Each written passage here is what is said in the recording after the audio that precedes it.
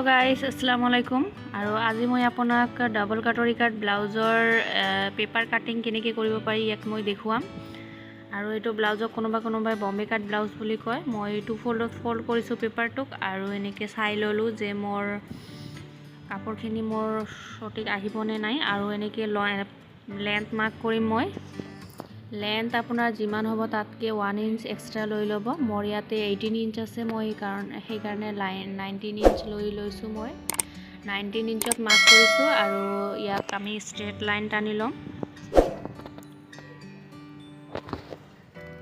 এতিয়া মই শোল্ডাৰ মাৰ্ক কৰিম শোল্ডাৰ মই 6.5 ইঞ্চত মাৰ্ক কৰিছো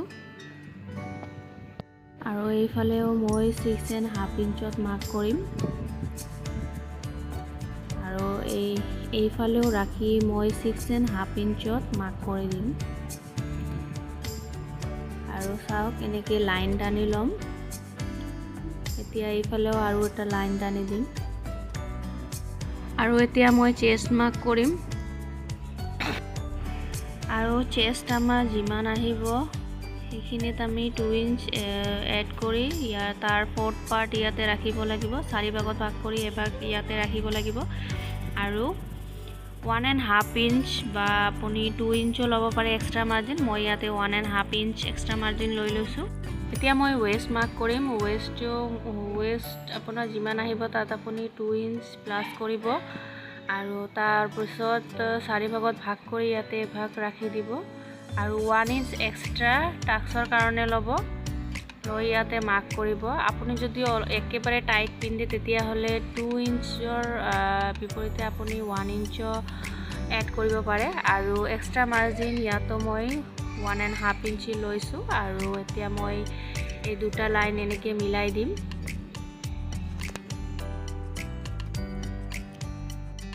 আৰু এতিয়া মই টাক্সৰ কাৰণে মাৰ্কিং কৰিম আৰু মাৰ্কিং কৰাৰ আগত প্ৰথমতে এইখিনি আমি জুখি ল'ব লাগিব ওয়েষ্টখিনি আমি জুখি ল'ব লাগিব এক্সট্ৰা মাৰ্জিন এৰি দি জুখিব লাগিব আৰু ওয়েষ্টক আমি দুই ভাগত ভাগ কৰিম আৰু তাৰে এক ভাগ ইয়াতে ৰাখিম আৰু এনেকৈ সেম ইয়াতে ওপৰত মাৰ্ক কৰি দিম মই মাৰ্ক কৰাৰ পিছত মই এতিয়া টাক্সৰ লেন্থ যিমান হ'ব এনেকৈ মই এইটো মই লাইন টানি দিম টাক্সৰ লেন্থ আপুনি আপোনাৰ একৰ্ডিং ল'ব যদিহে আপুনি ডেপ নেক বনাই আছে তেতিয়াহ'লে টাক্সৰ লেন্থ অলপ কম ৰাখিব আৰু যদি ডেপ নেক নহয় তেতিয়াহ'লে লেন্থটো আপুনি বঢ়াই দিব পাৰিব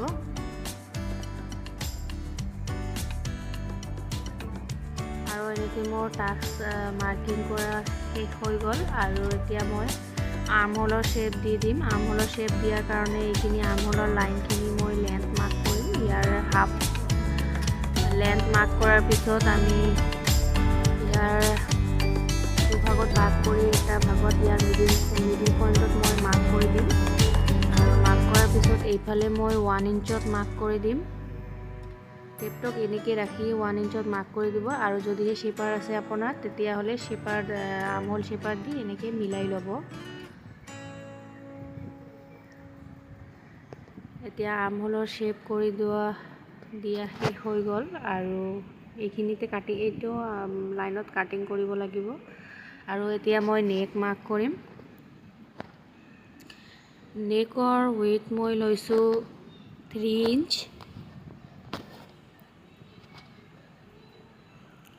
আপুনি যদি ইয়াতকে সৰু সাইজৰ বনাব বিচাৰে তেতিয়াহ'লে 2 ইঞ্চ বা 2.5 ইঞ্চত ৱেইট ল'ব পাৰিব নেকৰ আৰু মই 3 ইঞ্চ লেন্থ লৈছো লৈ ইয়াতে মাৰ্কিং কৰি দিছো এনেকৈ বক্স বনাই দিছো আৰু এতিয়া মই শেপটো দি দিম নেকৰ আৰু ইয়াতে 1/2 ইঞ্চ মান শোল্ডাৰ ডাউন কৰি দিম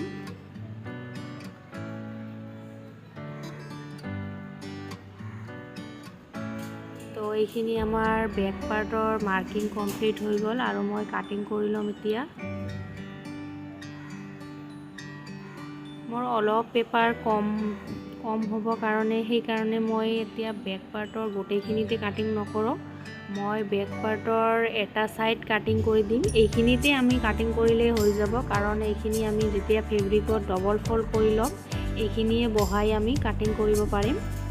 সেইকাৰণে মই এটা সাইড কাটিং কৰি আছোঁ বেক পাৰ্টৰ। আপোনালোকে এনেকৈ কাটিং কৰিব পাৰিব।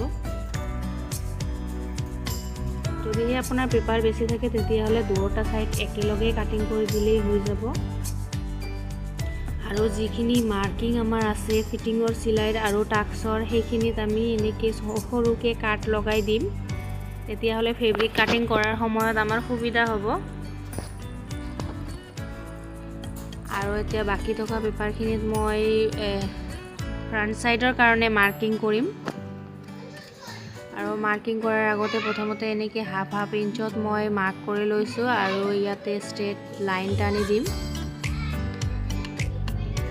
হাফ ইঞ্চত মাৰ্কিং কৰি ইয়াতে ষ্ট্ৰেট লাইন টানি দিম। এইখিনি আমাৰ এক্সট্ৰা মাৰ্জিন হ'ব। এইখিনি আমাৰ শুকাই কৰাৰ কাৰণে মই এইখিনি এক্সট্ৰা ল'ব লাগে এইখিনি ফ্ৰণ্ট পাৰ্টত। আৰু এতিয়া বেক পাৰ্টটো ইয়াৰ ওপৰত ৰাখি দিম। আৰু এইখিনিতে শোল্ডাৰৰ পৰা লৈ আৰ্ম হোলৰ পৰা এনেকৈ আহি মই গোটেইখিনিতে মাৰ্কিংটো কৰি দিম। আৰু এইফালে চাওক, এইফালে 1 ইঞ্চত মই এনেকৈ মাৰ্কিং কৰি দিম। এক্সট্ৰা বঢ়াই ল'ব লাগে এইফালে, কাৰণ আমাৰ বেল্টখিনি যেতিয়া কাটিং কৰিম আৰু জইন কৰিম তেতিয়া আমাৰ এক্সট্ৰা চিলাই কৰাৰ কাৰণে যিখিনি কাপোৰ লাগিব সেইখিনিৰ কাৰণে ইয়াতে এক্সট্ৰা 1 ইঞ্চ ল'ব লাগে। আপুনি যদি আৰু ইয়াতে মই কাঠবিলাক যে লগাইছোঁ চিলাইৰ কাৰণে ইয়াতে মই মাৰ্কিং কৰি আছোঁ। সেইখিনি মাৰ্কিং কৰাৰ পিছত মই এইখিনি লাইন টানি দিব পাৰিম। আৰু এইখিনি মই লাইন টানি দিম। আৰু এতিয়া মই ফ্ৰণ্ট পাৰ্টৰ কাৰণে আৰ্ম হোলত অলপ বেছিকৈ ইয়াতে অলপ এক্সট্ৰা কাটিং কৰি দিব লাগে। সেইকাৰণে মই আৰ্ম হোলৰ অলপ শ্বেপ বনাই দি আছোঁ। হাফ ইঞ্চমান ইয়াতে বঢ়াই দি আছোঁ। আৰু এতিয়া মই নেক মাৰ্ক কৰিম। নেক মই 8 ইঞ্চ লৈছোঁ। 8 ইঞ্চ লৈছোঁ লেন্থ। সেইকাৰণে মই হাফ ইঞ্চমান চিলাইত যাব কাৰণে চিলাই কৰিতে লাগিব কাৰণে মই 8.5 ইঞ্চত মাৰ্ক কৰিছোঁ। আৰু এইফালে মই 3 ইঞ্চত মাৰ্ক কৰিছোঁ। আৰু ইয়াতে মই এটা বক্স বনাই ল'ম। আৰু এতিয়া মই নেকটো ৰাউণ্ড শ্বেপ বনাই দিছোঁ।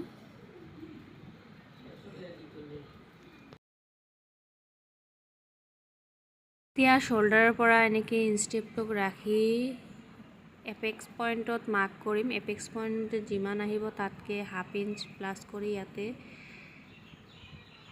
লাইন টানি ল'ম।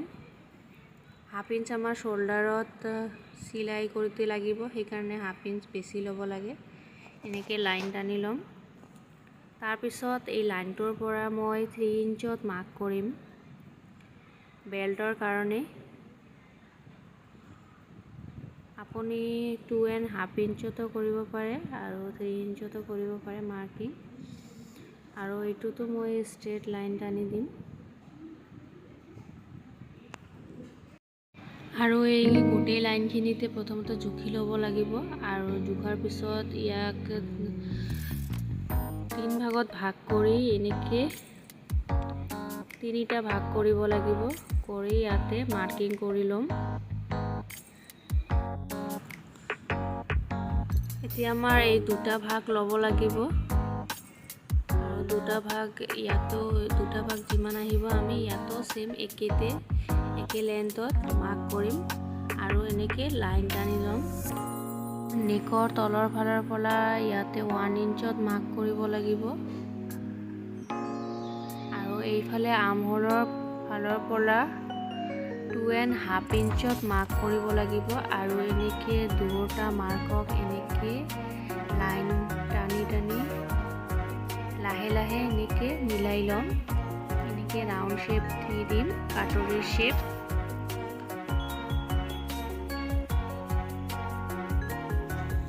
আৰু এতিয়া এইফালে বেল্টৰ কাৰণে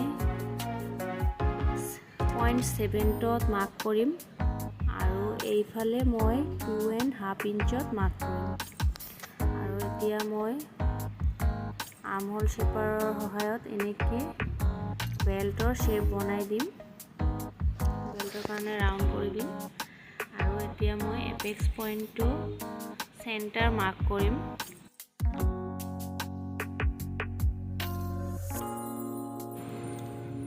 এতিয়া মাৰ্কিংবোৰ শেষ হৈ গ'ল আৰু মই এইখিনিতে কাটিং কৰি ল'ম। আৰু আপোনাৰ ভিডিঅ'টো চাই যদি ভাল লাগিছে তেনেহ'লে ভিডিঅ'টোক লাইক আৰু শ্বেয়াৰ এটা কৰি দিব। লগতে কিবা বুজি নাপালেও কমেণ্ট কৰি মোক জনাই দিব। মই নেক্সট টপিকত আপোনাক বুজাব চেষ্টা কৰিম। আৰু যদি চেনেলত প্ৰথমবাৰৰ কাৰণে আহিছে তেতিয়াহ'লে চেনেলটোক ছাবস্ক্ৰাইব কৰি ল'ব।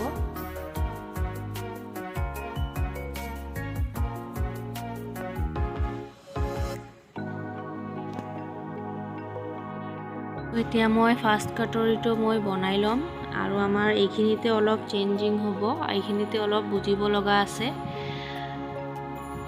প্ৰথমতে গলাখিনি মই এনেকৈ সমানে ৰাখি এনেকৈ লাইন টানি ল'ম আৰু টানাৰ পিছত এতিয়া মই এইখিনিতে ওপৰত অলপ আমি হাফ ইঞ্চত মাৰ্ক কৰিম আৰু এনেকৈ এইখিনিও মিলাই দিম।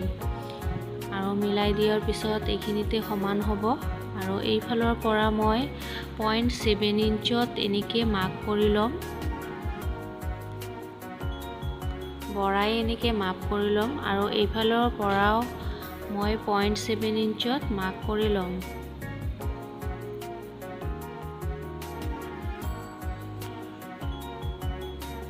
আৰু এতিয়া মই এইখিনিত যে হাফ ইঞ্চ এক্সট্ৰা লৈছোঁ এইখিনিৰ পৰা মই এইফালে এনেকৈ লাহে লাহে মিলাই দিম। কাটৰি শ্বেপটো এনেকৈ লাহে লাহে ৰাউণ্ড শ্বেপ কৰি মিলাই দিম। আৰু এতিয়া চাওক মই স্কেলৰ সহায়ত গোটেইখিনিতে লাইন টানি লৈছোঁ।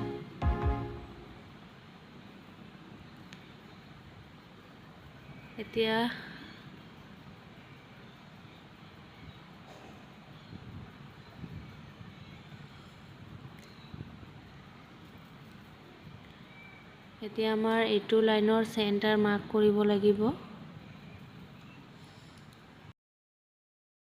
আৰু এই চেণ্টাৰৰ পৰা 1 ইঞ্চ তলত আমি মাৰ্ক কৰিম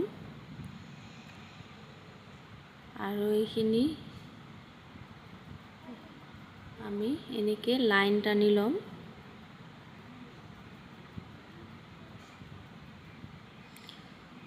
তো ফ্ৰেণ্ডছ, আমাৰ ফাৰ্ষ্ট কাটৰিটো আমাৰ ৰেডি হৈ গ'ল। এতিয়া মই কাটিং কৰি দিম এইখিনি।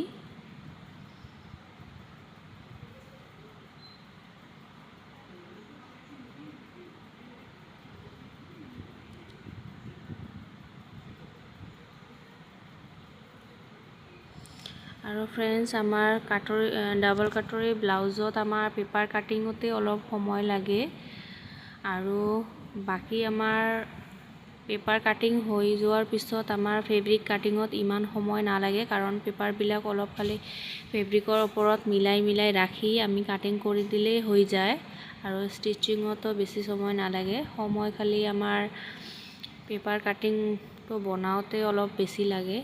আৰু মই ছেকেণ্ড কাটৰিটো এতিয়া আপোনাক বনাই দেখাই দিম। প্ৰথমতে এইখিনি আমাৰ জুখি ল'ব লাগিব, এইখিনি আমাৰ কিমান আছে। আৰু এতিয়া আৰু এটা পেপাৰৰ টুকুৰা ল'ম আৰু এইখিনি পেপাৰখিনিক মই 2 ফ'ল্ডত ফ'ল্ড কৰি লৈছোঁ। লোৱাৰ পিছত যে মই কাটৰিটো জুখি লৈছোঁ সেইখিনি মই হাফ কৰি দিম আৰু কৰাৰ পিছত মই হাফ ইঞ্চ এক্সট্ৰা লৈছোঁ, লৈ এনেকৈ মাৰ্কিং কৰি দিম। আৰু তাৰপিছত এইখিনি মাৰ্কিং কৰাৰ পিছত মই এনেকৈ লাইন টানি ল'ম। আৰু এতিয়া এইফালেও ঠিক মই একেধৰণে মাৰ্কিংটো কৰি ল'ম। ছেম মাৰ্কিঙে ইয়াতো কৰিব লাগিব।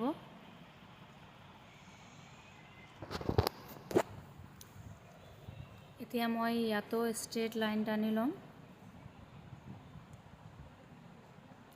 আৰু এতিয়া চাওক, এইফালে ফ'ল্ড ছাইডৰ পৰা মই ইয়াতে 0.7ত মাৰ্কিং কৰি ল'ম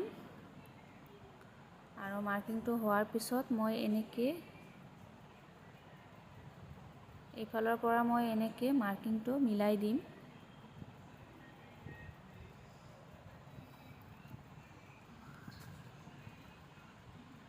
এতিয়া চাওক মই এইখিনিতে কাটিং কৰি ল'ম।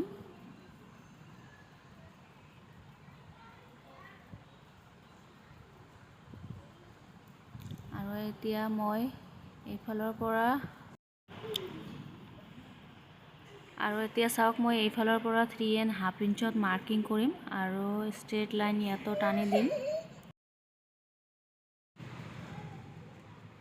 এতিয়া এই লাইনটোতে মই কাটিং কৰি দিম।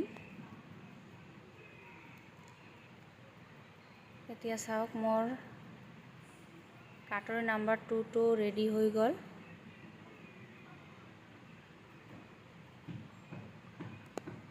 আৰু এইফালে আমাৰ 1 ইঞ্চ এটা টাক আহিব। টাকটো মই মাৰ্কিং কৰি দেখুৱাই দিছোঁ। যেতিয়া আমি ফেব্ৰিকত ষ্টিচিং লগাম তেতিয়া এইখিনিত আমাৰ এনেকৈ টাক আহিব।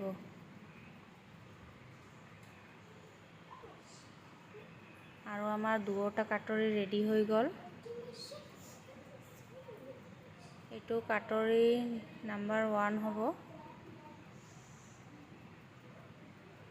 আৰু এইটো আমাৰ কাটৰি নাম্বাৰ 2 হ'ব। তো মই আশা কৰিছোঁ আপোনাক ভিডিঅ'টো হেল্পফুল হ'ব আপোনাৰ কাৰণে। আৰু ভাল লাগিলে আকৌ এবাৰ লাইক আৰু শ্বেয়াৰ কৰি দিব। আৰু যদি ফেচবুকত চাই আছে তেনেহ'লে ফেচবুক পেজটোকো ফ'ল' কৰি দিব, লাইক কৰি দিব, শ্বেয়াৰ কৰি দিব। Thank you very much and bye by.